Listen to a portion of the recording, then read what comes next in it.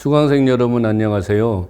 지난 시간은 1950년대 후반에 수립된 경제개발 3개년 계획을 살펴보았습니다. 이번 시간은 1961년에 수립된 제1차 경제개발 5개년 계획의 수립 배경과 공업화 전략 등을 살펴보도록 하겠습니다.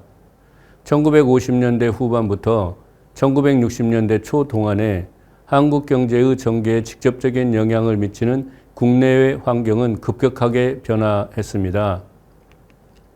대외적으로는 1950년대 후반부터 진행되었던 미국의 한국 원조 감소 추세가 케네디 행정부가 집권하면서 더욱 분명해졌습니다.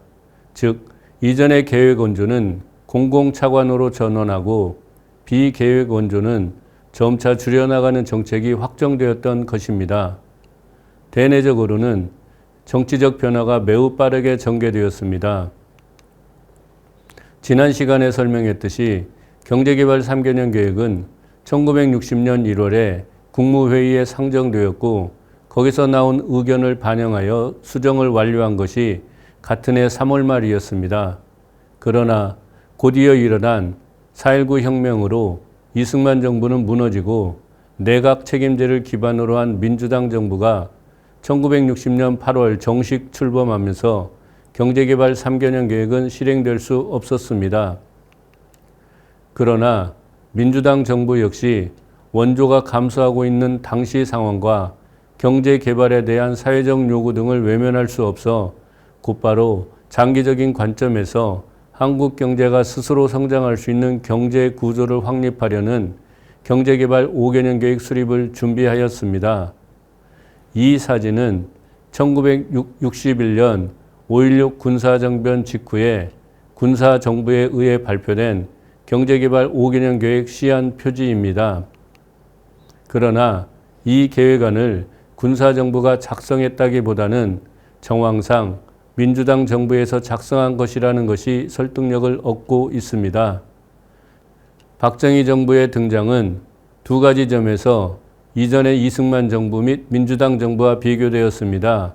하나는 경제를 중시한 강한 정부였다는 점입니다. 1950년대 후반에 경제개발 계획을 수립했던 이승만 정부는 경제보다는 정치와 통일 및 안보에 더 많은 관심을 두었습니다.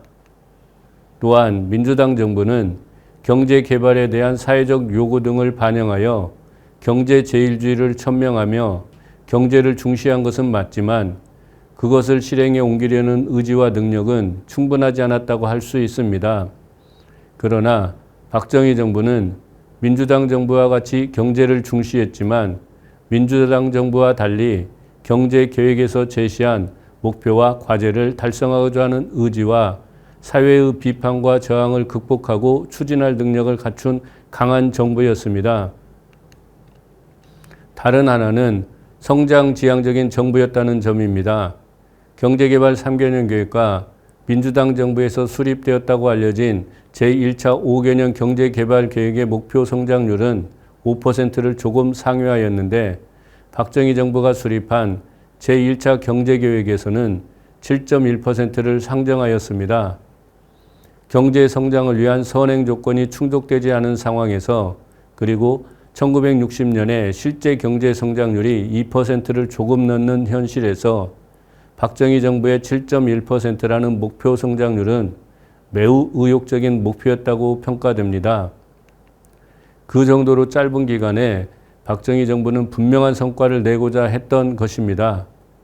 제1차 경제개발 계획은 두 단계를 거쳐 수립되었습니다.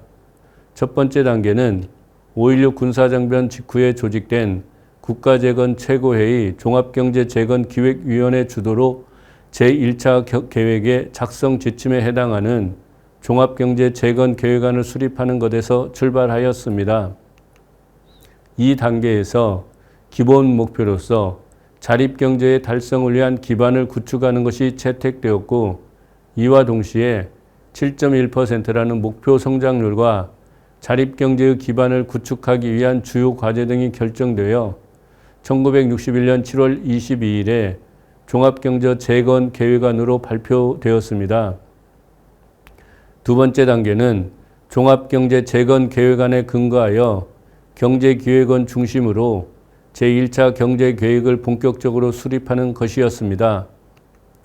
경제기획원은 박정희 정부가 경제계획을 수립, 조정하고 종합하기 위해 설립한 정부 조직으로 1961년 7월 22일 종합경제재건계획안이 발표된 같은 날에 기획기구로서 설립되었습니다. 이 사진은 1961년 9월에 완성된 제1차 경제개발 5개년 계획 초안 표지입니다. 경제기획원은 종합경제재건계획안이 발표된 이후 거의 2개월 만에 제1차 계획의 초안을 완성했던 것입니다. 이 초안은 중앙경제위원회의 심의와 국무회의의 심의를 거친 이후 국가재건 최고회의에 상정되어 최종 승인된 것은 1961년 12월이었고 1962년 1월에 제1차 경제계획으로 정식 발표되었습니다. 그러면 제1차 경제개발 5개년 계획에서 채택한 경제개발 전략과 공업화 전략이 무엇이 있는지를 설명하도록 하겠습니다. 7.1%의 목표 성장률을 달성하고 자립경제의 기반을 구축하기 위해 박정희가 채택한 경제개발 전략은 두 가지 전략으로 구성되었습니다. 하나는 농업 생산력의 증대를 통해 농가 소득을 향상시키는 것이었습니다. 이것은 두 가지 효과를 기대한 것이었습니다. 첫 번째는 농가 소득의 향상을 통해 국내 시장을 확대함으로써 중소기업의 생산 활동을 촉진하여 고용을 증대하고 생활 필수품에 대한 수입 수요를 줄여 경공업 제품에 대한 수입 대체를 달성하고자 하였던 것입니다. 두 번째는 농산물 증산을 통해 수출을 확대하고 이를 통해 국제 수지를 개선하고자 하는 것이었습니다. 이상의 내용은 지난 시간에 설명했던 경제개발 3개년 계획의 경제개발 전략과 크게 다르지 않은 것이었습니다. 그러나 공업화 전략에서는 변화가 확인되었습니다. 우선 경공업 부문에서는 3개년 계획과 제1차 계획이 동일하게 국내 시장을 확대하여 이 부문을 육성시키겠다는 전략을 갖고 있었습니다. 그러나 중화공업 부문에서는 전혀 다른 전략을 채택하였습니다. 3개년 계획에서는 비료, 시멘트, 철강 등과 같은 일부 중화공업을 건설 육성하려고 했지만 기본적으로는 중화공업 제품에 대한 수요가 확대된 이후에 이 부문을 육성할 것으로 계획하였습니다. 반면 제1차 계획에서는 앞으로 수요가 확대될 것으로 예상되는 업종도 포함하여 전면적으로 중화공업을 건설 육성하려고 하였습니다. 제1차 경제계획의 계획사업으로 상정한 제조업 투자사업은 총 38개였습니다. 이것을 보다 구체적으로 살펴보면 비료공장 4개, 시멘트 공장 5개, 철강 공장 2개, 화학섬유 공장 5개, 기계공장 9개, 정유공장 1개를 건설 육성하려고 계획했습니다.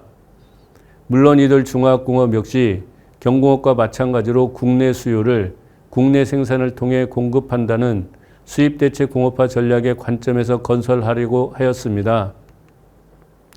이상과 같이 제1차 계획에서도 중화공업은 물론 경공업에서도 여전히 수입대체의 관점에서 공업화 정책을 추진하려고 하였습니다. 다음 시간은 이러한 공업화 전략이 어떻게 변화했는지를 살펴보도록 하겠습니다.